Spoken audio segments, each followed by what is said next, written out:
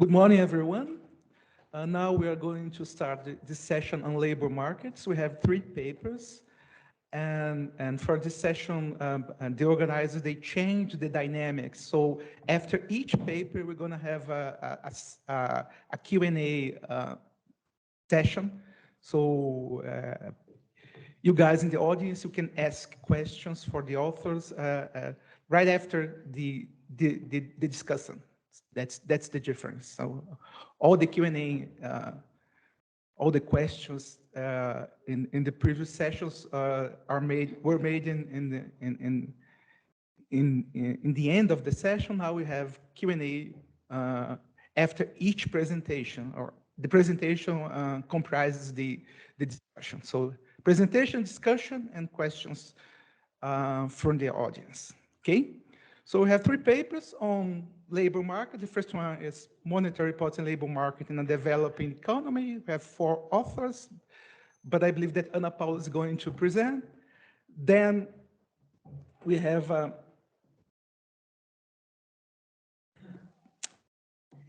paper on trade and earning risk that Tomás from I'm forgetting the institution. So Ana Paula and Felipe, that is over here, is the co-author. They are from the PGE and the Getúlio Vargas Foundation, it's an institution in Rio de Janeiro, here in Brazil.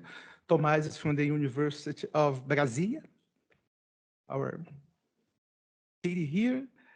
And so, and the last paper is monetary policy on the labor market power, and who is in the IMF. So we're going to start the session with Ana Paula. Please, you can have the floor. Thank you, Wilton. Hi, everyone. It's a pleasure to be here. So I'll present this paper, which is a joint work with Felipe, who's also here, Diego, and Cesar. And a quick disclaimer that this paper does not represent the view of either of the institutions listed there. So our main question in this paper is, how does monetary policy affect labor market outcomes? So more specifically, we're interested in the responses of the growth of labor income and the impact on the likelihood of a worker transitioning to a different formality or employment condition. This is an empirical work, and we're going to investigate potential heterogeneous effects across 2 dimensions. The first one is across the labor income distribution. So this concerns the question of whether low earnings workers are affected by monetary policy in the same way as high earning workers. The second dimension is across different employment states. So here we'll compare the impacts of monetary policy on workers in the formal sector, in the informal sector, and those unemployed. To tackle this set of questions, what we do is first estimate an exogenous monetary shock series for Brazil, and then, using micro-level panel data, we assess the dynamic responses to our estimated shock. A quick outline of what we find in this paper. First, when we estimate the income responses to our entire monetary shock series, we find that the informal workers and those in the group of the higher earnings are the 2 groups with the larger magnitude of the responses of income. However, when we segment our sample conditioning on the shock of the sign, that is, when we allow monetary policy to affect income in a nonlinear way, we find that contractions hit harder. And what I mean by that is that for all the income groups, the magnitude of the responses following a contraction is larger than the magnitude of the response after an expansionary event. And when we do so, we uncover that contractions are especially severe for low-income informal workers. Next, we estimate the impact of monetary policy on the entire income growth distribution. And we find that an increase in the interest rate leads to events of high income growth becoming less likely. More precisely, the entire income growth distribution suffers a shift to the left, but the right tail moves more. And finally, the last finding I'll discuss here is that we find that contractions are associated with an increase of the persistence of both informality and unemployment.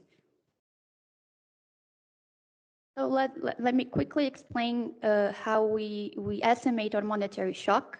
We employ a high-frequency identification by focusing on the events of announcements made by Brazil's monetary authority, Copom, after their regular meetings. The idea of this identification strategy is to look to the change in the price of short-term future contracts in a short window around these announcements.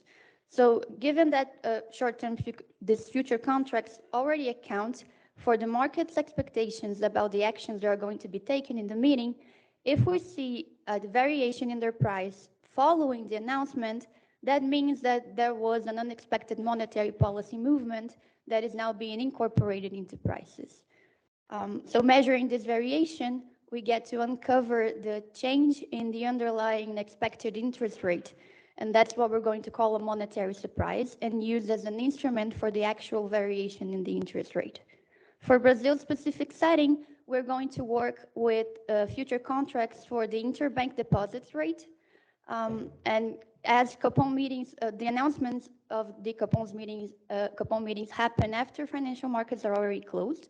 We compare opening prices the next day with the closing prices prevailing before the announcement.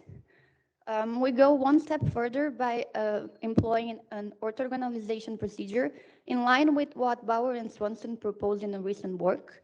And the idea here is to regress the surprise that we've obtained using high-frequency identification against a set of market expectations that were informed earlier in the day of the announcement, so before the announcement was made. We take these market expectations from focus. And then we're going to work with this residual of this estimation because it is orthogonal to all the relevant previous information that could still somehow explain the movement in this surprise. So this is an extra step to ensure the exogeneity of our monetary surprise. So the timing here is this. For each meeting M, we're going to measure the actual change in the interest rate that was announced. And we have the surprise, which is the residual from the regression of the change in the short-term future contract. Then what we're going to call a monetary shock is the predicted value of the first stage estimation of using the surprise as an instrument for the actual variation in the interest rate. Finally, we aggregate all of these shocks happening in the same quarter by adding them up because our microdata is a quarterly frequency. So we're going to use the monetary shock in the same frequency as the microdata. Just to show you the results here, the blue line or the purple line is the actual change in the interest rate in each meeting, and the pink line or red line is our estimated monetary shock. Moving on to the microdata, we're working with data from PNAD Continuum, which is a quarterly survey which covers, among other things, information on income and employment. And of course, it has the problems of being a survey, but on the other hand, it allows us to also look at the informal sector, something that we could not do using administrative data. So in PNAD Continua, households are interviewed for 5 consecutive quarters, and that allows us to construct a panel structure in which we can observe up to 1-year comparisons. Our final sample covers the period from the first quarter of 2012 until the second quarter of 2021. So first, look into income growth. We're going to calculate the 1-year income growth of the workers of our sample, looking only for those who are employed in the first and in the last quarter when they were in the survey. So we're dropping employees, and we're also going to rank each worker in our sample based on their income on the previous quarter in 4 income groups. We also use that same, the previous quarter to classify them between the formal and informal sector. So here's our main specification, but first I would like to quickly describe the timing notation that we use. So we're going to call T the period in which the shock happens. On the left-hand side here, we have the 1-year income growth in percentage points, where Y represents real net labor income, And the idea is that, like I said, each worker will be interviewed for 5 quarters. We're going to measure the effect of the shock that happens in the second time they were in the survey, so we can calculate their income growth between the last time they would be in the survey, which will be 3 quarters after the shock, to the quarter previous to the shock, which will be the first time they were interviewed. So this is what we have in the left-hand side of the equation. On the right-hand side, we're going to construct 4 dummies, that is capital G, 1 for each income group, and we're going to interact them to get a group-specific intercept and beta coefficients. So beta is the coefficient of interest, which measures the response of each group to a 1 percentage point monetary shock. We also include in our specification the aggregate unemployment rate for that quarter to control for aggregate movements that are affecting all groups equally. And we're going to estimate this specification by both ordinary least squares and quantile regression for the median. So here's our first set of results. We have in the horizontal axis the 4 income groups ranked from the lowest earning to the highest earnings. And the dots show the response from each group to a 1 percentage point monetary shock.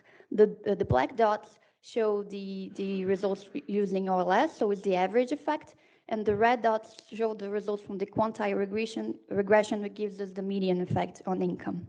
And we see that for the intermediary groups, the two estimates are really similar. For the groups in the extremes of the income distribution, the median effect is smaller in magnitude than the average effect, but we see the overall pattern that the highest earnings group shows the largest response to the monetary shock.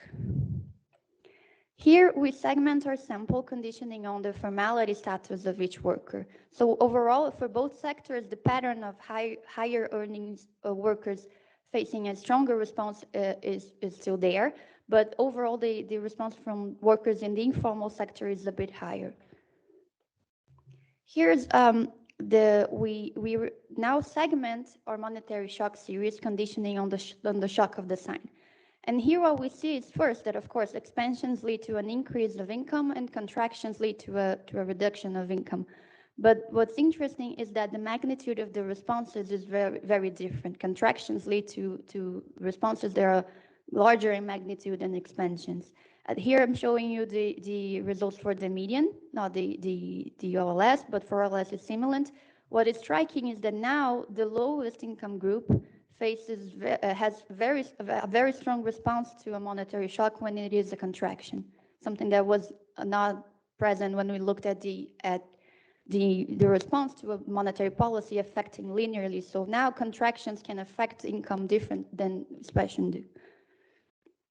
And when we segment our sample, again, conditioning on formality status, once more, even for the formal sector, contractions are more severe than expansions in changing income, but informal workers in the lowest income group are the ones with the largest drop in income following a contraction. So I'd like to discuss a second set of estimations. Now we're going to work with a slightly larger data set. We're adding back those who were unemployed in the first or the last quarter they were in the interview, because we're going to look at what happens to the transitions between different formality status or employment conditions. So we are going to construct 2 sets of dummy variables. One will cover only those who were employed in both the first and the last time they were in the survey. The second set will also be constructed for those who were unemployed in one or both of these periods.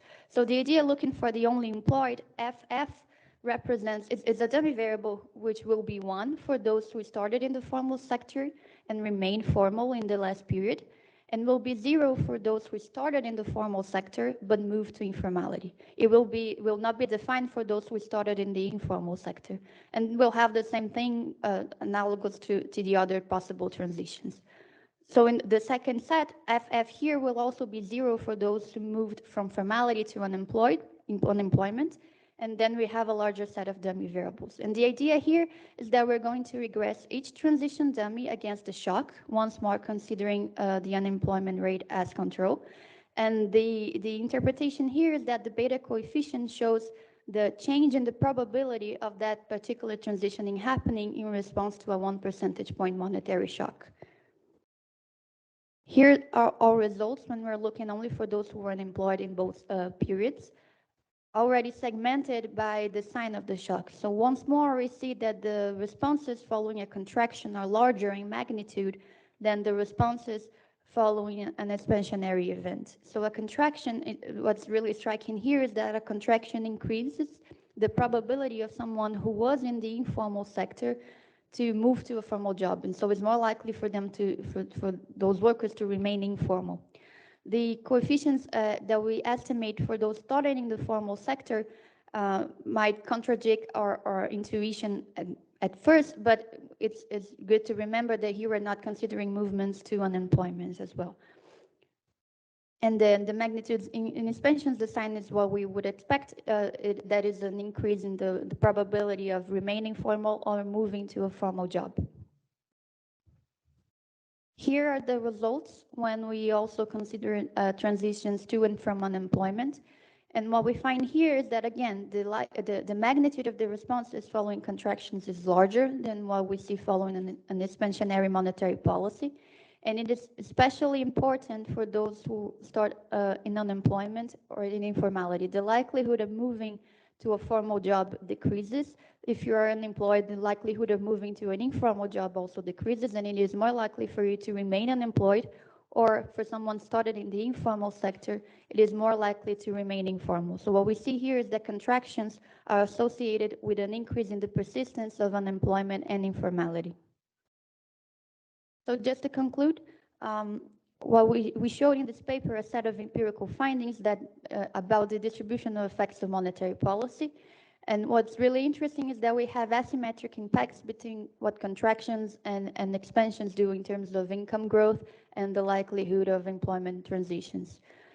Looking to income, contractions are particularly severe for the lowest income informal workers.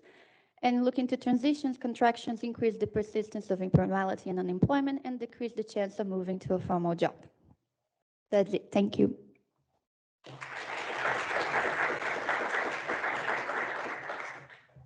Thank you, Ana. Thank you, Ana Paula. Now, Tomás, you may discuss the paper, please. You make it full screen or? Yes. Okay. Let me see if it's working. Okay.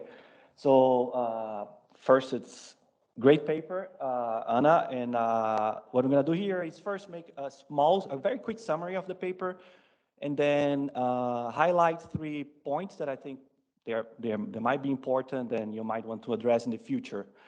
So first of all, paper it's very interesting, and it addresses a very important question, right? So how monetary policy affect heterogeneous households or individuals in the labor market, right? So usually we know that this is the case because you have evidence from developed countries, but you have very limited evidence from developing countries, right? Where informality is very pervasive.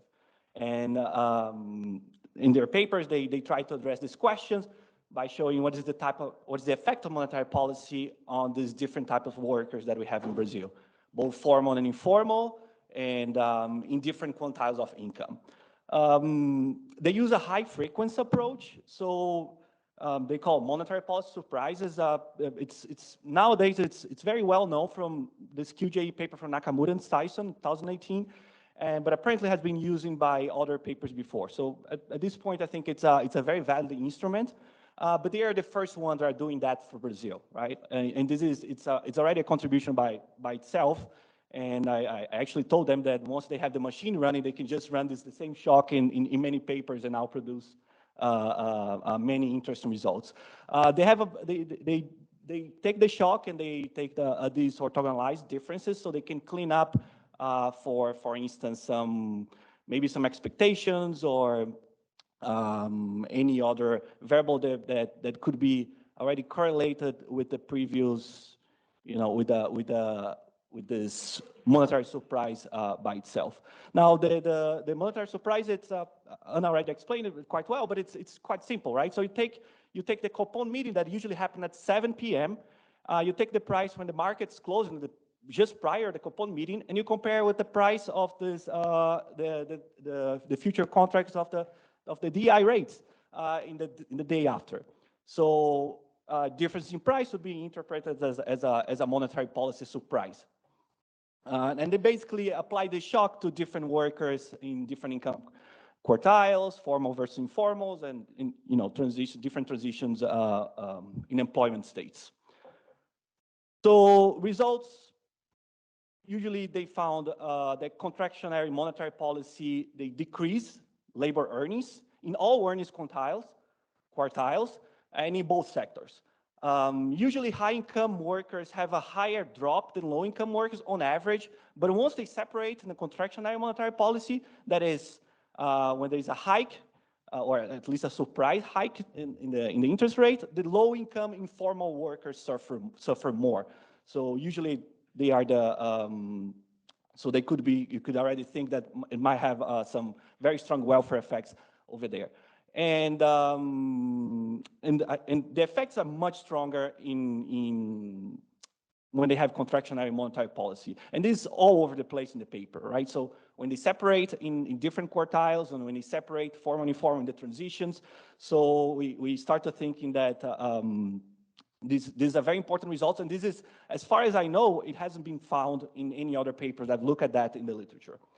And they also find that it makes the negative contractionary shock make informal employment more persistent. So let me address the comments here. So the first comment is about the instrument. So as I mentioned, they compare the opening price at the day after the coupon meeting, which is usually 10 a.m., and the closing price, which is usually 5 a.m. just prior to the coupon meeting.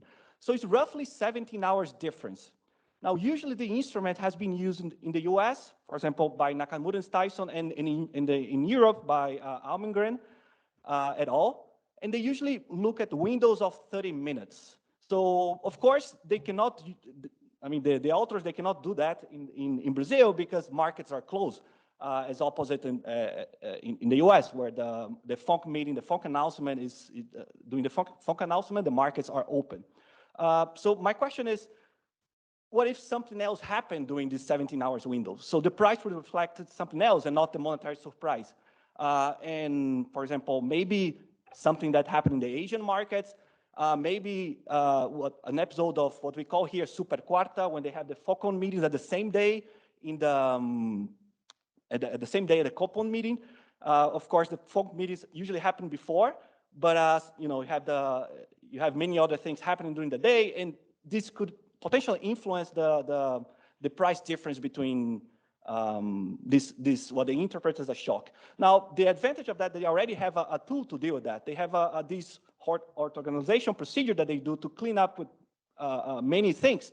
So they maybe can throw up more things there. They could account for this word shock that happened at the same day, right? To try to, account for this, whatever happened during the 17 hours difference. The second comment is, it's very related to this very large effect on contractionary monetary policy relative to expansionary shocks. And this is an important result because you have asymmetrical effects, which are 5 times stronger than a potential expansionary shock. Now, I was wondering about the distribution of this monetary surprise. And here, by looking at the distribution of the surprise, you can see the distribution is very skewed to expansionary shocks. So those are the negative interest rates there. And potentially, you could see that the largest expansionary shock is 0.2, but the largest contractionary shock is not 0.2, it's actually 2, and the largest contractionary shock is actually 0.5. So my question is, could this be driven by outliers? Maybe, if you just throw outliers over there and if the income changes are symmetrical, in the regression, what's going to show up is that the coefficient of the regression is going to be much smaller for these expansionary shocks than when relative to the contractionary shocks, which is exactly what they find. So they can easily do robustness, and I think it'd be nice to see robustness on that. less comment, and here it's kind of an unfair comment here. Once you read the paper, you have a flavor. You want to know more, right? You want to know why these workers are losing so much income, and why it's happening in contractionary shocks. And I understand that it's hard to do because of the limitation of the data. Like PNAD, I actually opened a dictionary of PNAD, trying to find if I could see any other variable that I could use, and it's not there. Maybe you can do something with hours. Try to play with intensive versus extensive margin employment. They already do that, so it's maybe you're not getting too much. But what you can do is maybe throw some other variables that could capture some composition effect, such as industry, occupation, age. We know, for instance, in this literature that age it's very predictable about income change. So usually earnings growth of young workers are much more volatile than for old workers. And in particular, industry could be a very interesting stuff to throw in the regression, because some industry might respond more to monetary policy than others, and if you're employed to that industry, you're going to be more affected. Now, if ideally you want to jump from income to welfare, and you have to, this is hard to do. And in many papers, I point that wealth could be something important to deal with this. Like low liquidity households usually suffer higher consumption drops after an earning shocks. So, of course, not possible with PNAD. And here in Brazil, we are very poor with wealth data in general. So it's very hard to do anything else with wealth. But one suggestion is that we do have Esteban data here from the central bank that give us, deposits in banks in every municipality, in all the agencies and municipalities in Brazil, and you can maybe match with the municipalities that the individual is. So it could, potentially do something on not of course at the individual level, but more on the, at the municipality level here. Although PNAD is not really representative at the municipality level, maybe you can separate in quartiles, just as you're doing in income. Yeah, on the results, I think, it could be more expanded in some things. For example, on average, they find that high earners are more impacted by monetary policy. But once you separate contractionary or expansionary, you find that low earners are more affected by monetary policy. So of course, it's something to do with my previous comment, and I think I think in the paper it should be nice to have a little bit more comment on that. This is not inconsistent with the literature. The literature actually in developed countries have found that both the top and the bottom have responded much more to monetary policy than the middle. So in principle, it's consistent, but it would be nice to if they could expand that in the paper. And also, they have very nice results with the quantile regressions. They found that high earnings growth are more affected by monetary policy, but the implications for inequality, it's unclear in principle, because what you have to think is, who are the high earnings growth? If the high earnings growth are in the bottom of the distribution, just kind of a type of reversion to the mean, then contractionary monetary policy is actually increasing inequality. But if the high earnings growth are in the top of the distribution, then it's decreasing inequality. So I think some summary statistics could be useful there, and more discussion could be useful there. So but in general, the paper is very interesting, and it's very nice to see that they have this machinery, which could be very useful to answer many other questions. Of course, there are probably people working on Hank models in the audience. This is the type of paper that we can get the data and see, and we can compare our models with their empirical results. So thank you, Anna. Thank you. Okay, thank you, Tomás. Now we are changing the dynamics, so you guys in the audience, you may ask questions and make comments to Anna and Felipe too. Anyone? Yeah, the people with the mic, or this is no mic girl. Talking about this in our different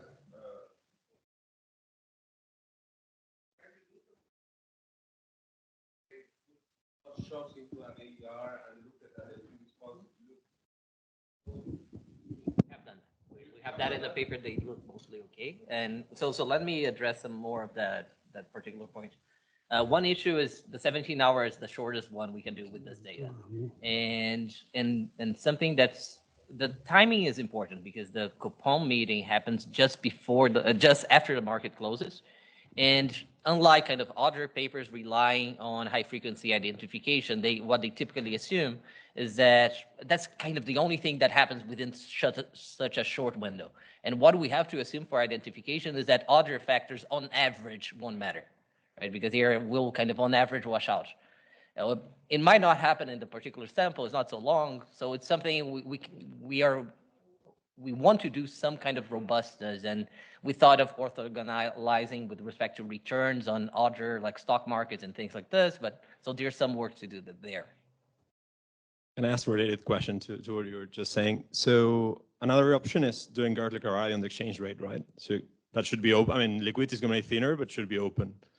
So you could check the real behavior in the 30, even if markets are closed, in your window, in a kind of properly defined window after a coupon.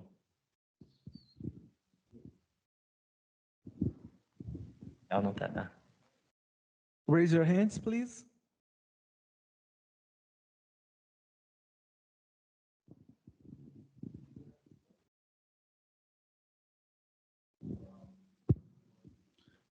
Yeah, I had a question.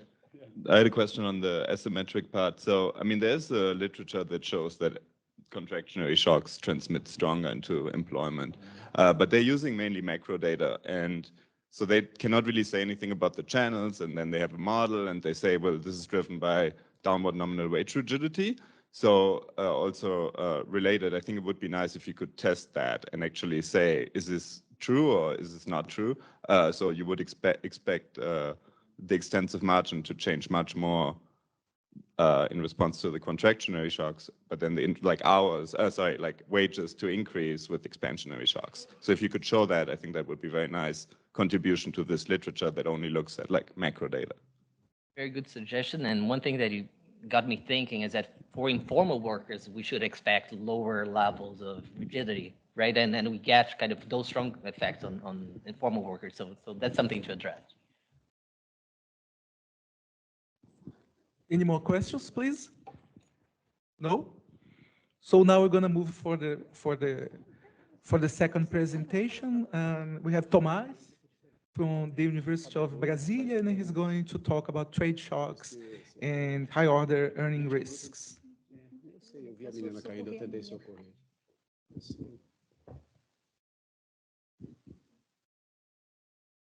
And I'm very slow here.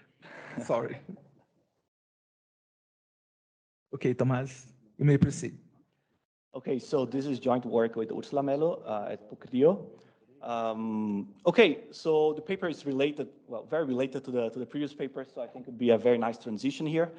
In general, we tend to think that unexpected income fluctuations are very costly, right? So even if you think about two individuals that have the same average income over the time, the individual that has a high income fluctuations tend to have a low utility because we tend to assume concave utility in our model, right? So in this case, in this simple graph, individual 2 would actually have a lower utility because earnings risk generate this low utility. So, but we also know, at least macroeconomists have documented so far, that aggregate economic conditions might affect the distribution of these income fluctuations. So for instance, in a recession, unemployment shocks would be much more common in a recession. Promotions are going to be more common in booms. But in general, this evidence is mostly based on descriptive statistics, right? So usually in the left-hand side, you have some measure of earnings risk, usually something on the income growth, and on the right-hand side of a regression, some measures of GDP growth. Now, based on this work, it's based on descriptive statistics. Now, we just saw one work that does not do that and try to go in a causal effect. So that's very nice. And this is a topic, it's at least a hot topic in the international trade, because trade economists tend to think that the economy becomes much more volatile once we open to trade. There's some evidence on goods, but it's not so clear. And on the labor market, usually trade economists tend to think more on level effects, usually unemployment, average wage, and so on and so forth. So here, we try to go to this gap, right? We're going to aim to close this gap, and we're going to look at earnings fluctuations, what we're going to call here earnings risk. So the first step is how to measure earnings risk and how we're going to do that. We're going to try to measure earnings risk at the local labor market, and going to use a trade shock to see how trade affect earnings risk in these labor markets. So the first step is how to measure risk, and how can we go from risk, from this increasing risk to welfare. So we're going to use a proposal from all this, from many economists nowadays that look at the distribution of labor income change as a measure of risk. Now, I'm going to do a quick introduction of how to do that, showing this pretty graph. So, for example, let's imagine that you have one individual and you can follow them for 2 periods, right? And if this individual doesn't have any income growth, it's going to have have a zero. It's have the same income in both periods. But then some of these individuals, they might receive promotions, so they're going to have a positive earnings growth. So they're going to have going to be in the right side of the distribution. Some individuals might be unemployed, might lose their jobs, so they're going to be in the left part of the distribution. Now, if you take a local labor market and follow these individuals by 2 periods, you're going to see something like this: a distribution of labor income change. So this distribution, the moments of distribution, could be a measure of risk. For example, if the distribution is more dispersed or the variance is higher, the labor market now it's more riskier, right? So this is one way to see that. But the distribution can look like this. So imagine a recession. A lot of people are losing their jobs. So a lot of people are receiving negative income shocks. So now the distribution, they are asymmetrical. So maybe looking at the second moment or the variance of this distribution is not enough. We might look at the asymmetry of the distribution. So high information can give some information about how risky is this labor market. But the distribution can, in fact, look like this. So in this case, a lot of people are having zero earnings growth, but the ones that are receiving earnings growth, they have a very large earnings change, right? So we have these thick tails. This is what we call this leptokurtic distributions. So in this case, a distribution of high kurtosis. So in this case, the higher moments of the distribution of earnings risk can give you some information about the risk of the labor market. Now you wonder, I would love to show you these very nice pictures, but the data, in fact, looks like this. So this is Brazil, 95 to 2000. You follow the individual and you construct earnings growth in the distribution of earnings change. And we do observe that distribution is very leptokurtic. So a lot of people having zero earnings growth, but then the ones that are receiving earnings growth, they are receiving a very large change in their incomes. Now you can look at that at 1 year, just as the left picture, or you can look at that at 5 years, just the 5 pictures, the right picture. And in both cases, you do observe this asymmetrical and high kurtosis distribution. And look at the 5 years to be important because they can give you more information about how persistent are those earning shocks. So basically what we do here is we're going to construct these distributions for each local labor market in Brazil. I'm going to define just in a moment what is a local labor market. And we can also construct distribution by time as well. I'm going to focus on the moments of distributions as measures of risk. And we're going to exploit one trade shock, the China shock, the increase in Brazil-China trade that happened in the early 2000s. I'm going to use a typical shift share approach.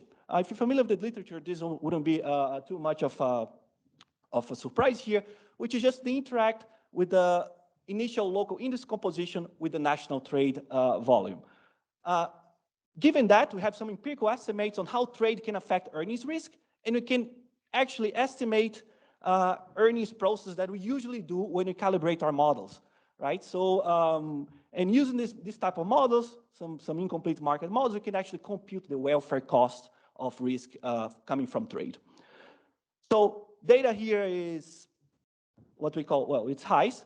So it's very granular, but we just follow workers in the formal labor market. Have some usual sample restrictions. We're going to focus here on workers highly attached to the formal labor markets, which we observe at least 7 years in a period. And we're going to construct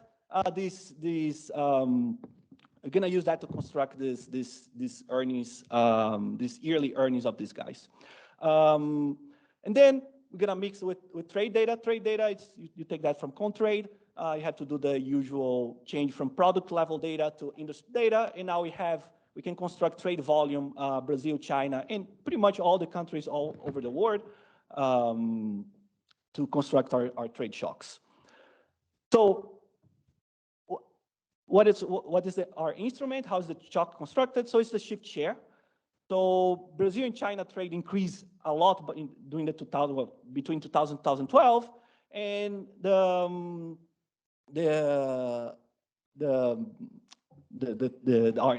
our treatment is what we call a shift share approach, right? So we're gonna do is we're gonna interact a national volume, which is the delta V over there, by every industry in Brazil. And basically, we're gonna interact that with the initial share of the industries in each local labor market. So think about as a municipality that has a higher share of, let's say, workers in the leather industry, and now Brazil start to, now there is an increase in trade. Brazil start to import a lot of leather products from China. So these workers are going to be highly affected. Okay. So what we're going to do? We're going to take that. So basically, this type of instrument in Brazil, we can construct that for each local labor market. The local labor market here would be what we call a micro region or commuting zone. So Brazil has about 500 of them, and you can see that the regions more affected by the China shock in Brazil is usually in the south of Brazil and a bit in the southeast of Brazil as well. So those are the dark blue lines. So given that, we can now construct our earnings growth distributions. So what we can do, we can take the income changes of this guy, of the individual workers using highs. We can construct that for each region and each time again. So computing the earnings change for a given individual. Given these individuals, we can clean up by age and year effects. So they're going to be the net from any average effect that these regions might be affected. And then compute this residual earnings growth.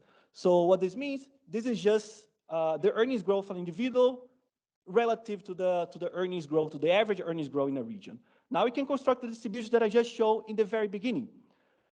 With these distributions, we can compute moments of the distributions. And these moments are, you can think about the variance, you can think about differences in percentiles, some measures of asymmetry, such as Kilner's, the fraction of individuals that are receiving, let's say, very large earnings change, and so on and so forth. You compute that by 1 year difference, so the earnings growth of 1 year, earnings growth of 3 years and 5 years. Now, the larger is the earnings growth that we construct, the more informative is about persistent shocks. So shocks that might, for instance, for example, change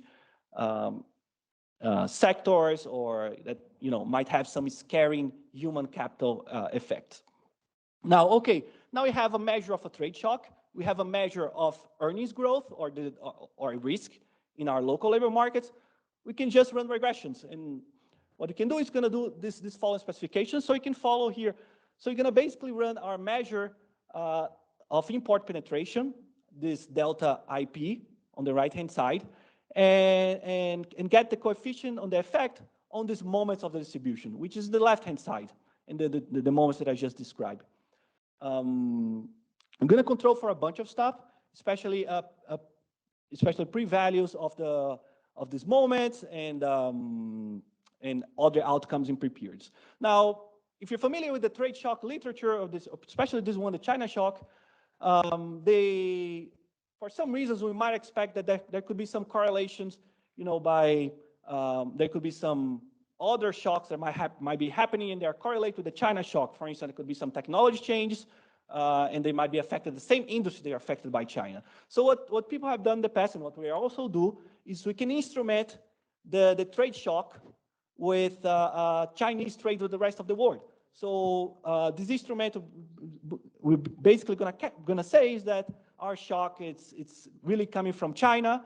Our trade shock's really coming from the, disappearance of China, this entering of China in WTO, and not only, some other technological aspects that might be happening during the same period.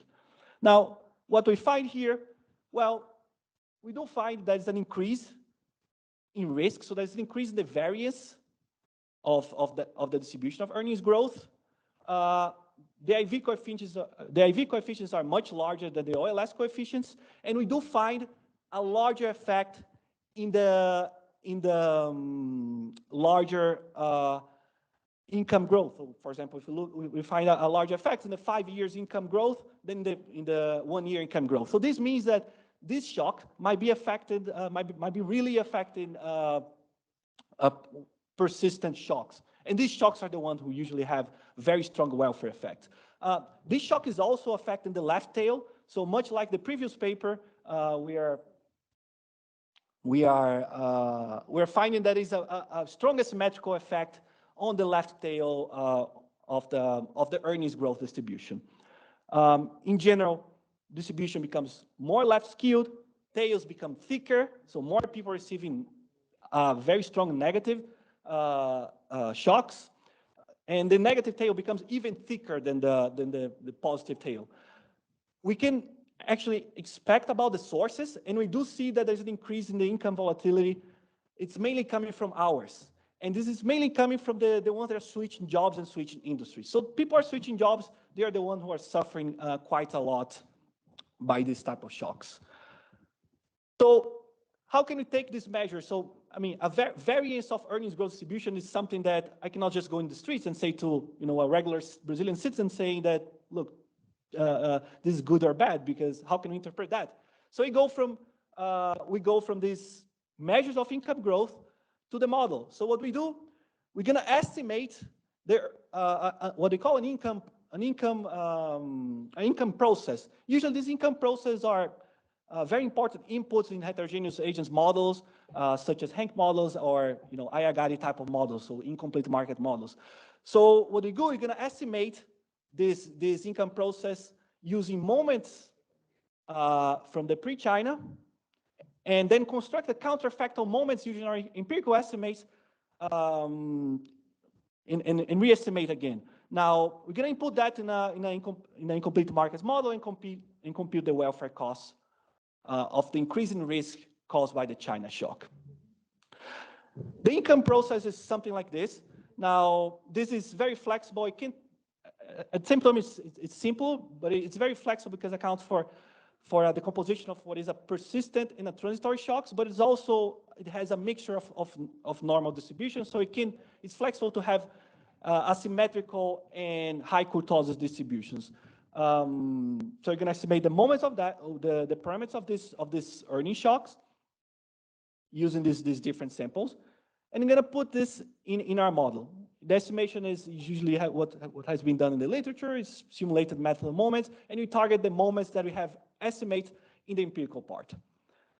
Once you get that, you just can include in your traditional life cycle incomplete market models. And what we're basically doing here, is a consumption savings model, incomplete markets. So these guys cannot borrow, and they have a retirement period. So if you can see, the only thing that are changing here is this red line, is the red Y. So this is the one that comes from the income process that we estimate just before. So we're going to change that and then compute the welfare effect of these individuals being born in a world where it's much riskier because of some a trade shock such as the China shock. Now we can estimate that and compute the welfare. Welfare is actually quite large. So those are minus 4%. Now, if you're not familiar with this welfare measure, those consumption equivalent measures, 4% is actually a big number. And actually, basically twice of that is accounted by these higher moments, this asymmetrical risk and this high kurtosis risk. Okay, so that's it. I think my time it's pretty much over, so let me finish here.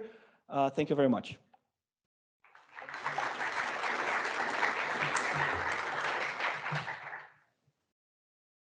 Thank you, Tomás. Now, who is going to discuss the paper?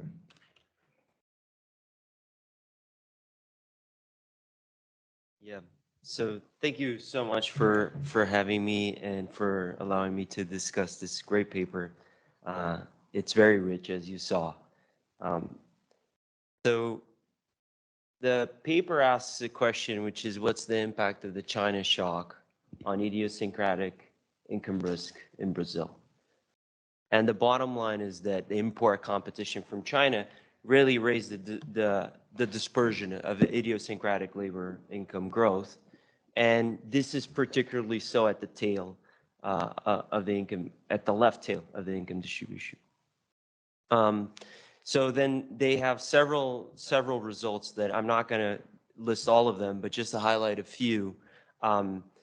So China shock led to more skewed idiosyncratic labor income growth, a rise in the share of workers suffering large negative shocks, which is twice as large as those with positive shocks. And they didn't find, Tomás and Ursula didn't find effects on kurtosis. Then they do a nice, and Tomás went very fast on this, but I think it's a very interesting finding. When they split the extensive and intensive margin, they find that the result, on hours, actually the effects are on both sides of the tails, but on average wages only on the left side, which I think is a really neat finding and very intuitive. And then job and industry switchers, and here I'll say within the same labor market, drive the result, and so the fraction of switchers with large positive income changes is actually similar to those with large negative changes. So this is kind of like the main results in my view of the paper. And I found the paper fascinating. First, it uses amazing data that you probably are all very well familiar. I was less familiar with it, and I was really kind of amazed at it. That covers the universe of formal workers, basically for a 20-year period in Brazil. I completely agree. I mean, the authors make this claim, and I completely agree that Brazil is actually a great laboratory for the question at hand, because it's a large, diverse, and it has all these numerous local labor markets that you can actually like tease out. And this is kind of a personal take on this. I think the stylized model, I understand completely why you have it. I don't think it's essential for the paper. And at some point I found like me raising questions about the links between the empirics and the model that would not be there if you didn't have it. So I'm not going to focus so much on it, but I'll have a comment on it later on. Okay, so the empirical approach, this equation you've already seen, Tomás showed it to you. So basically they're running moments, so higher order moments of the income growth, for year, region, after taking into account year, region, and age effects. And that's on the left-hand side. And they're going to look at, say, changes in these moments right at the end of their sample. So their sample ends in 2015. And so they're going to look at how, so on the left-hand side, there's like moments close to the end. And N can be either 1 year, so 14, 15, or 3 years or 5 years, so 2010, 2015. And they're going to control for the pre-existing, let's call it pre-existing 1 year growth, moments on the 1 year growth of income. And then they have, of course, the China shock, which is, as Tomás explained very, very well, it's now a very familiar shift share instrument of the change in China's import exposure per worker of a region. And they also have fixed effects like bigger macro regional fixed effects. Okay, so I have three comments on the paper on things that I kind of that were raised in my mind when I was going through the paper. So first, I think the authors do discuss this at length, but it needs to be said. So thinking about the China shock for Brazil is probably very different, or is very different from thinking about it for the US, which there's extensive literature on. And of course, there's all these heterogeneous effects, right? Because, I mean, China is a big client of Brazilian exports as well, and Tomás and Ursula explore that and actually don't find much on the export side. But there's like these heterogeneity in exposure. So some regions have a lot of agriculture, some regions have a lot of informality in terms of their work. And of course, that is not going to be fully captured by this data because it only focuses on formality, and so largely covers much more manufacturing, much more informal work only. The authors, again, they discuss the issue carefully, so they're upfront about it. I'm sure maybe they heard from a referee on this one too many times. But and they do something which I think is helpful, which is they're focusing on workers that are highly attached to the formal sector, and Tomás also mentioned that in his presentation. I'll just say that because the China shock is such an unprecedented shock, so it's not like looking at monetary policy, like little monetary policy shocks. It's really like one of a kind thing. I'm not sure whether these highly attached workers are highly attached given any shock, especially a shock like this. I think an extensive discussion that is not made in the paper, and that I did not find in the paper that I think would be useful, is this issue about mobility across regions, right? Because this is a big shock. So people, there's these nice map that Tomás showed us that some regions are really affected, and then maybe next door there's a region that's not affected at all. And I mean, these are commuting zones, but you could move, right? And actually people in Brazil, because it's still, although it's largely already quite urbanized, it's still in a transition, unlike, say, the US.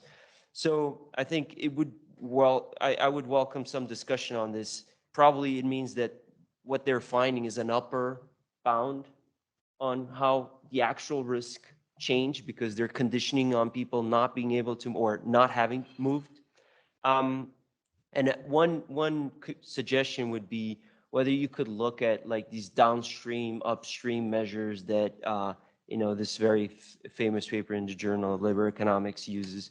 I think it could be interesting to look at this. So that's on China shock. Comment number 2 on dynamic effects. So I was a little bit puzzled by actually the specifications. Let me go back to it, because Tomás and Ursula are looking at outcomes in the end of the sample period, but they're using the China shock over the whole period, so 2000 to 2015. And typically, I mean, in the level literature, like Tomás said, there's a lot of literature on the level impacts. Typically, people look at the China shock for the period in which they're looking at the outcome, and I wondered if you looked at that. And a related issue is that you're looking on the left-hand side. You sometimes use moments of the 1 year growth in income, 3 years, 5 years, but you always condition on the 1 year, on the 99 to 2000. And I was also kind of a little puzzled by that. I would find it much more kind of intuitive to condition on the 5-year growth if you're looking at 5-year growth on the left-hand side as well.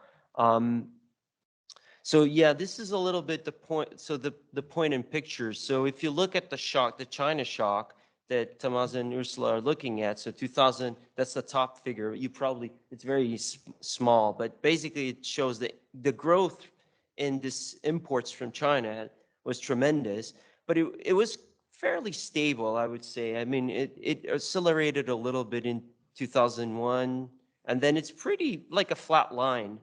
And that's what they're using on the right-hand side. But then on the left-hand side, they have these measures of change or moments of the 1 year growth in income. And you can see that actually a lot of the effects are very early in the sample. Actually, you can see that in the bottom right, that actually the largest effect is around 2002-3. There's also a little bit of a jump in 2009, which we know are periods in which Brazil experienced other shocks, right? Other things were going on, 2002-3, you guys will know better, those that remember or that were around to remember, and 2009, we all know what happened.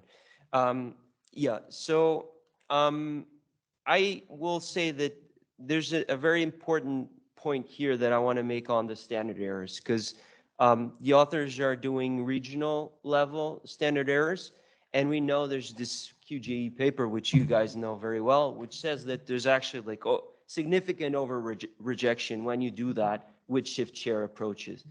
So I would think that one would construct, and they even provide like very helpful ways of constructing standard errors that are robust to this issue. And I would think that you do want to do that because in some instances you do look, and the standard errors are really generous. So I'd recommend that. I'm going to skip. There's smaller things. I know I'm out of time. I'll just say that, and I've already mentioned it, but I'll be really brief. So for example, Tomas showed you guys this, that the baseline moments in the model are calibrated to 95, 2000, which I think is highly appropriate. But then again, in the empirics, kind of the baseline is 99, 2000. So there's all these issues about how exactly the two things are hanging together that would be avoided. I do sincerely think that the model is definitely not the strongest suit of the paper, and the paper is really about these amazing data and finding all these effects. So it's a great paper. I learned a lot. Raises, I think, very interesting issues and important issues that go well beyond Brazil, but Brazil is really a great laboratory, and I think it makes an important contribution. Thank you for allowing me to discuss it. Thank you. Thank you, Ray. Thank you. Thank you. We are really short on time, so we may take one or at most two questions from you guys in the audience. Anyone? Raise your hands, please. Oh, yeah, Tomas can reply. Okay, so I was really impressed with the welfare effects, and I was wondering what's behind that in terms of what do you assume, because you have the data on the income risk, and that translates into consumption risk depending on how much people can self-insure or so on. So what do you assume in the background? So yeah, so I mean, there are of course many assumptions. So let me say here very briefly. So this is lifetime incomplete market model. They have a retirement period pension, no borrowing at all. There's no transfers. We do use the tax code of Brazil at the time to correct for gross income, but there's no transfer. So this could be one reason why the welfare effects. But let me make one point. The people that use models like this, the welfare effects are very similar. So for instance, Cristina Dinardi has one paper on the Journal of European Economic Association, and the welfare effects are very in line with this higher moments literature. Also Kaplan and Violante at 2010. So it's very standard. Like I said, we didn't want to go too deep in the model because it's not the main focus of the paper, but it's just one measure to translate welfare. Yeah. So, but I can tell you the exact details of the model and later if you need. But thank you. Okay, now we're going to move to the last paper in this session. So Rui, please, the floor is yours. Okay, thank you so much. So this is joint work with Yannick, who's back there, who's going to be presenting today and tomorrow as well, other papers of his, and then Anastasia and Anka. And the usual disclaimer applies. These are all our personal views and should not be attributed to our institutions. So I'm really happy that Ana Paula made the presentation before me, because there's a lot of the same ideas on looking at monetary policy shocks and then thinking about outcomes that you got a lot of intuition from her presentation that carried through here. Of course, we're going to be looking at the US, but a lot of that intuition will serve you well. So how did we come to this paper? Essentially, there's two facts that motivated us into thinking about this. The first is well-known flattening of the wage Phillips curve. So post GFC, many people have noted that there was a strong decline in unemployment, but wages actually remain pretty flat, and especially at the lower end of the distribution. Second fact is that labor market power is elevated in the U.S. So maybe some of you are not familiar or are familiar with terms that are equivalent to labor market power. So some people know it by monopsony power, but it's basically that employers have bargaining power over workers. So whenever you hear me say labor market power, which I will say many times in this presentation, what I mean is employers have bargaining power over workers. And so there's a very nice paper that has documented that essentially a measure of that power, which is the extent to which wages are below the marginal product of labor, is quite high in the US, about 30%. So we're asking a question, the question which is really, what is the role of labor market power in the transmission of monetary policy in the US? So that's our question. And the takeaways from our work is that labor market power really strengthens the demand effects of monetary policy, and that this actually operates is much stronger and really through non-skilled workers. But that on wages, really the response of wages to monetary policy does not seem to depend on labor market power. That means that essentially wages of high labor market power firms are responding exactly in the same way as those of low labor market power firms. And so labor market power, we believe, could offer partial explanation for the wageless recovery. Okay, so let me give you some intuition also for people who are not so familiar with monopsony models or thinking about labor market power in economics. So you can think about like this very standard monopsony model you can think of like there's two types of firms, one that has labor market power and another that doesn't. And if firms can only attract workers by offering a higher wage, so imagine I'm a firm, I need more workers because I just got a positive demand shock, I'm going to post a higher wage to attract these workers. What the very traditional model says is that essentially firms without labor market power, which here would be a blue, have a flatter labor supply, okay? So that means that if you have the same demand shock, and let's imagine that markdowns are constant for a second, which I think is a good first order way of thinking about this. So markdowns are constant. So if I have a shock to the marginal product of labor, that's going to translate one-to-one with wages. That will generate the same change in wages across these two firms, which is the delta W on the left. That's basically the same change in wages. But because the high labor market power firm has a much steeper labor supply curve, the change in L, labor, is really small for the black case, whereas for the blue, which is the firm without labor market power, they actually increase their labor much more. So this is the traditional model, and maybe you have this in mind. But in fact, if you start thinking about labor markets as frictional markets, now this is very standard. So as soon as you think about frictional and basically a matching process between firms and workers, then firms can also attract workers by not just posting higher wages, but by posting more vacancies, right? So essentially, for the same wage, if I'm posting a lot of vacancies, I'll hire more people, okay? And this is kind of actually empirically true, found to be empirically true. And so in a model where essentially you can affect you can affect the number of workers that you're hiring by posting more vacancies, which is essentially going from the black line to the red line, then you get this positive demand shock.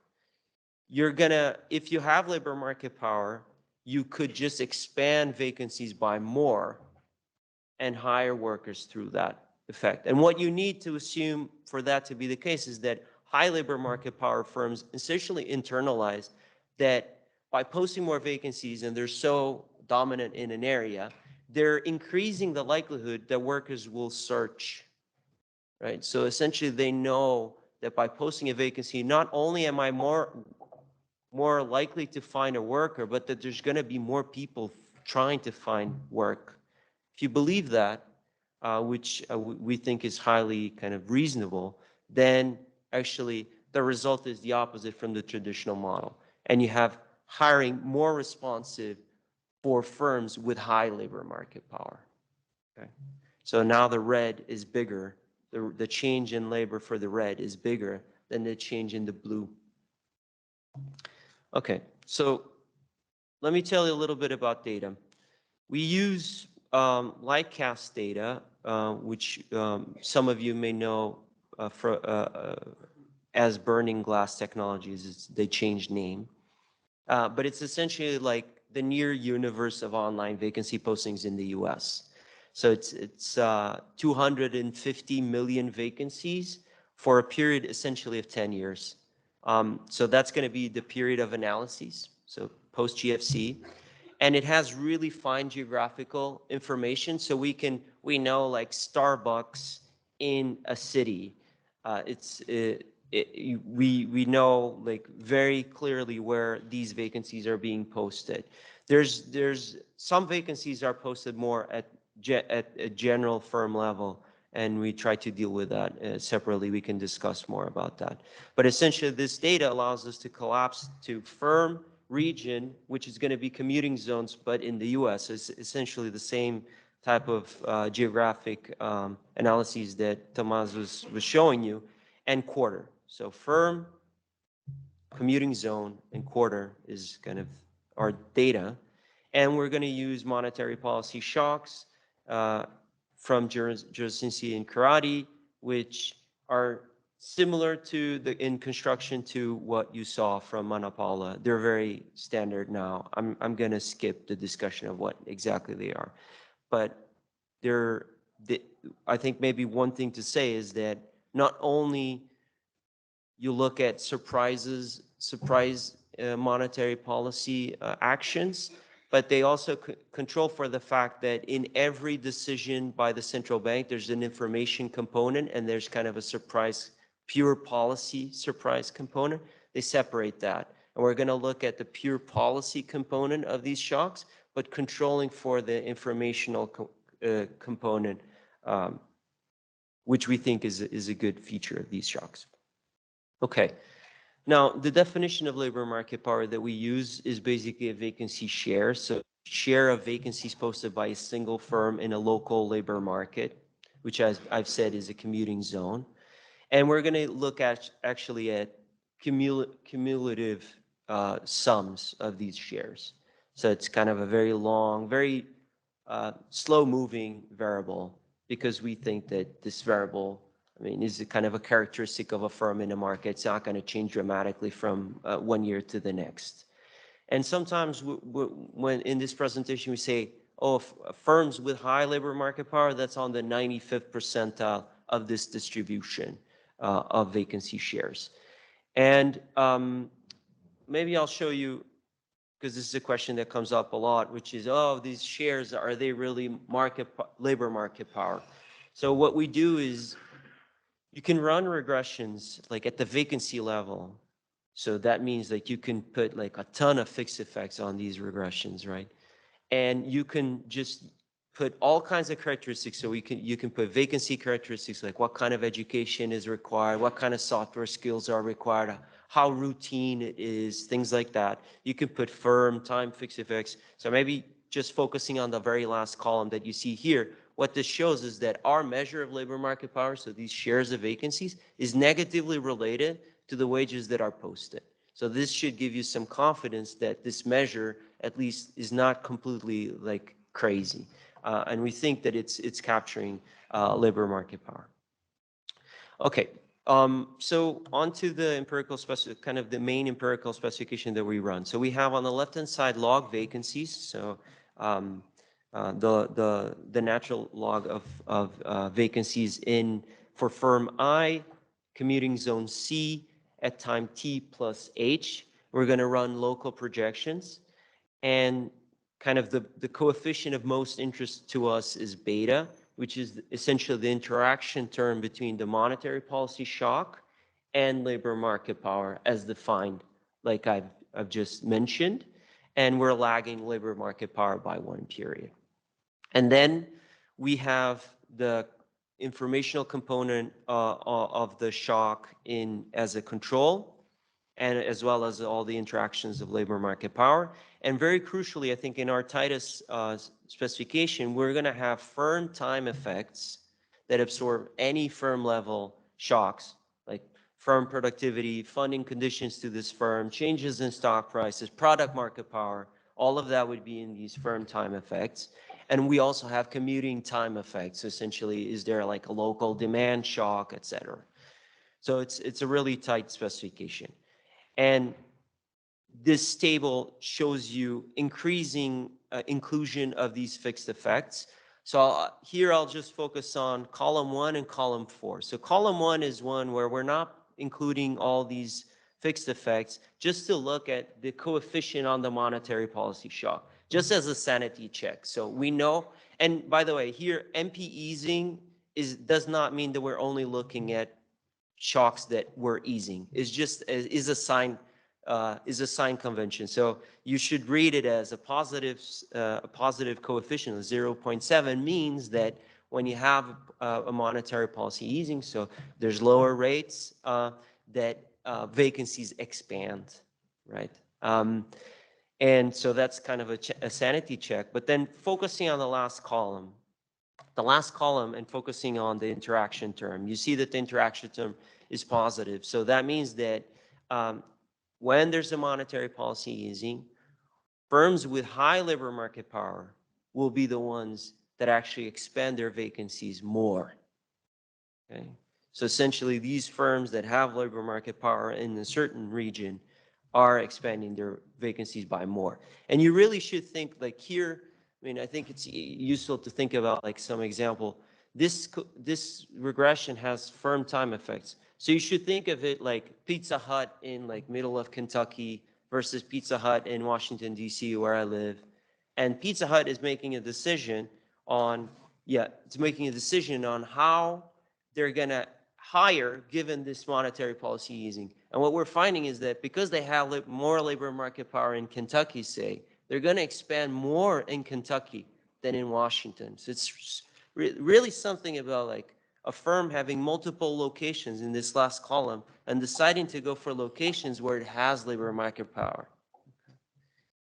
So this is a picture that basically shows the local projections, and so that you can see the difference between a high labor market power firm and a firm that basically is in the median, so not particularly high labor market power.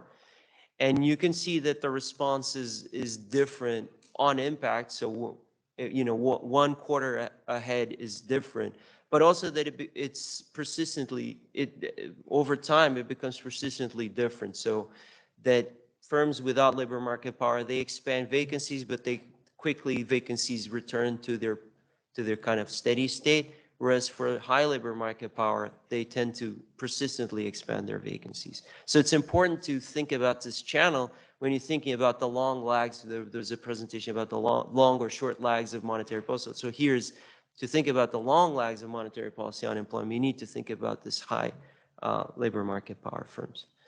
So then we have, we have some information on what the vacancies require, right? So we know, for example, whether the vacancy requires a college education versus not. So when you condition on those characteristics, what we find is actually that vacancies that do not require college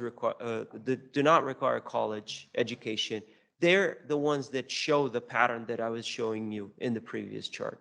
So that's the chart on the right. So the chart on the right is what's driving the chart that I showed you in the previous slide. So it's important to think about high labor market power firms that are hiring non-skilled labor. Then on wages, we are not finding any effect. So this is basically high labor market power firms versus low labor market power firms, their response of wages, and we're not seeing any effect, any differential effects. There's a positive effect on wages. So if rates are lower, there's going to be more hiring or more vacancies, but it's not different across labor market power. Now, all that you've seen so far has been on vacancies, so you may be wondering, well, vacancies is nice, but what about employment, actual hires? So what we do is we use CompuStat, so we merge this Lightcast data with CompuStat, and we look at the response of employment for the firms that are in CompuStat. Of course, the vacancy data is much richer than what's in CompuStat, but just to give us a sense that at least what we find for employment is similar to what we find for vacancies. We run that specification with employment. And indeed, again, it shows that high labor, this is the interaction coefficient that we're plotting. So basically high labor market power firms do increase their employment by more when there's a monetary policy easing. Now, you may be wondering about product market power. A lot of people always ask, and because people tend to think of labor market power as somewhat similar to product market power, and this picture is to say, no, it's not similar, it's a different concept. It's really about Pizza Hut in Kentucky. It's not about like Google or something like that. Google does not have labor market power in San Francisco because there's many other opportunities to be hired in San Francisco, but Pizza Hut may have labor market power in Kentucky. So this picture just shows that when you use these CompuStat data and look at product market power, though it's defined in the literature, it's different than labor market power. It's not the same firms. So I'll conclude. I know I'm out of time. But just to say, so what we find is that labor market power really strengthens the employment effects of monetary policy, especially for low-skilled workers. And we think that this is very consistent with the post-GFC experience of the wageless recovery, where a lot of especially the lower income, was not seeing high wage gains, but was seeing employment gains. If you think about the current period, one possible implication of this is that when you have labor market power in a region, actually that changes the sacrifice ratio for central banks. So essentially, the same monetary policy tightening, let's say right now, will generate actually higher response of unemployment, so a rise in unemployment, in regions that have high labor market power firms. In the US, I didn't show you a chart. I don't know if I have it here, just to finish. So this is the geography of labor. So similar to the chart, the geography of labor market power across the US, you can see that it's really about like the middle of the country. That's high labor market power presence. So that's the purples, or middle of the country, small rural commuting zones where some employers may have a lot of power, labor market power. It's not about the coast. So it's in these regions that employment could rise more because of the current tightening of the US cycle. And I'll close here. Thank you. Thank you, Rui.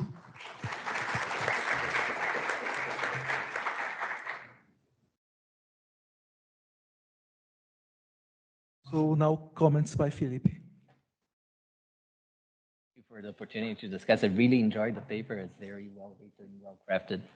And so and Rui also did a great job at presenting it. So I'll quickly review the context. What is the intellectual context of the paper? It's trying to connect two issues. One is the behavior of the wage Phillips curve that has been shown to be have flattened after the great financial crisis. And the other issue is a renewed interest, especially among macroeconomists in market power as a whole, but in particular in labor market power. And if you go into this literature about labor market power, it has been shown to be an important transmission mechanism for trade shocks, for instance. There's this job market paper by Maiara Felix in the Brazilian context that does some of that. So if you start thinking, we are always like thinking about what's happening to monetary policy, how is it transmitted, how are heterogeneous people affected by it. It's kind of a very natural interaction to study, and that's what they propose. So, okay, so the mechanism is that labor market power is going to shape the transmission of a monetary policy to wages and hiring. And what they show is that large players are going to respond with increased vacancy posting and limited wage changes. So that could be responsible for the flattening of the Phillips wage curve. So what is their strategy? They are going to rely on high frequency identification of monetary policy shocks. And they have this very extensive database that has almost all like vacancies posted in the US. And they are going to they do construct this labor market power variable, which is looking at essentially a market share, right? What is your share of vacancies in a given commuting zone and time? And when you are firm I, right? And then they go on and discretize this variable that's continuous in principle, and they discretize it at the 95th percentile. And that's because of the particular behavior of the distribution, which is very skewed.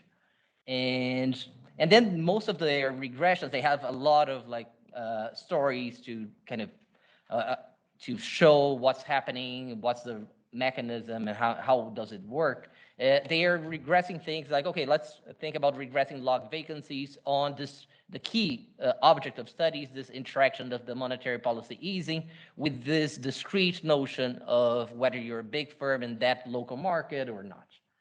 And so they do local projections. They also look at what happens if you change and you look at wages and you don't see those effects happening on wages as we was discussing. And what's important about what they do is that they have a very convincing set of fixed effects. So they change one, we emphasize on the presentation, what happens when you have like firm plus time fixed effects. So basically all the identification is going to come from the same firm within the same moment in time, having different hiring policies in different commuting zones. And so an overview of the results, just to have some numbers that are emphasized in the papers, kind of the median firm would increase labor demand by 7%, while these in response to a 10 bips decrease in rates, while a firm that's kind of one of their high labor market power firms would increase it by 9%. And the response is longer lived for these big firms, which are big in particular locations, right? They represent a great share of hiring in that location. And the effects are stronger among non-college educated, and they don't see much happening on wages. The differential effect is absent there. Okay, so what is my general assessment of the paper is that for sure they're looking at an important interaction that can teach us something about the transmission of monetary policy. They have this very rich data, and they have a believable identification, particularly because of all the care they have when combining different stats of, okay, let's look at when you have commuting zone plus time specific fixed effects, what happens when you have firm plus time fixed effects and so on, and the results are consistent among those. But it's believable identification up to having a concentration measure on the right-hand side, which is something that I think this renewed literature and from macroeconomists and some trade economists on labor market power has been running these kinds of regressions, but I think they are a major sin for IEO economists for like, I don't know, a few decades. So I think that's something to think of. And some issues that, as I was reading, they came to my mind that I would bring if I were a referee, and I'm gonna wrap up with some issues that I would not bring as a referee, but I got curious about those issues. And so possible extensions or things to think about. So one is the discretization of the labor market power. It's at the top 5%, and I think that's driven by two things. One is the particular shape of the distribution they look at, and the other one is it makes much easier to interpret the results because then you have like a discrete comparison. But I think it would be interesting to discuss more in this particular choice. One issue is what are what do we have in terms of how much of hiring is done by these labor market power as a proportion of aggregate hiring? How big are they? You show where they typically are. And so, but how representative of the labor market are these firms versus the other firms? And I think there are also more standard splits that you could do and show and discuss, kind of the standard like terciles or quartiles, and then compare kind of different discretizations of the data. And I think there's one about the rhetorics of the paper. I think the connection, a different comment about the connection of the results and the motivation. I think the results, they really show that labor market power shapes the behavior of hiring, how hiring responds to monetary policy, but it does not imply that the Phillips curve actually flattened, right? You don't discuss, did labor market power change after the great financial crisis? How does geography and time interact with this? So I think it's kind of one connection is left missing there. And so the model, I think the current version of the paper recognizes that, okay, we want to have a model that brings these other features in the future. And so my reading is that the model is still kind of tentative at this stage. And if you do have a model, I think the paper would stand without a model. But if you do have a model, I think it's important to bring more primitives to it, because you have this reduced form hiring function and discuss how that could be generated by different models. And the heterogeneity in market power in the model is driven by differences in the cost of posting vacancies, which at first wouldn't strike me as the most natural way of modeling market power. And then you would have to discuss whether does that thing change with a response to monetary policy? Does that change over time? And also the proposition, kind of you do a partial derivative, it should be formalized, because there are all these endogenous objects that are also going to be responding to changes in that parameter. So I think that's something to work on. And then there are all these issues that I haven't, that kind of, they came to my mind as I was reading the paper. One is about the cost of living in these different locations, because high labor market power firms are associated to particular locations. Kind of it's a firm location combination. And one of the things you see there, as you showed on the map, is kind of rural places, kind of that should have kind of high elasticity of housing supply. They have very low housing costs. So it got me curious about what's happening to the cost of living in these locations. How does it respond to monetary policy? Does it have, maybe it's a completely different paper, but it got me thinking about real wages. Maybe even if market power were the same within all these locations, but the cost of living responded differently, real wages would respond differently. And then kind of, okay, how do I think about that? And one is the relevant geography. So you do everything at the commuting zone, and or the geography, and what I mean is the relevant definition of the labor market that you study. Should you also segment it by not only commuting zone and time, but also commuting zone time and education, occupation, something like this? Should you have finer measures? I think it's interesting to think about and discuss. And a minor one about the wage variable. I think it would be more natural to look at wage growth instead of levels and differencing out kind of the constants at the commuting zone level. And then I had a last bullet that started this version, but it was about something that I wrote down. Discussing new versus old hires, because you're seeing the kind of proposals for new hires. And I think maybe you want to discuss what's happening to kind of the old stock of workers.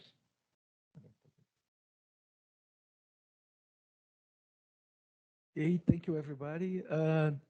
Our time is up, unfortunately, so everyone wants to go to lunch. So if you have questions to the authors, you pose them over lunch. I just will ask you to give a round of applause to all the authors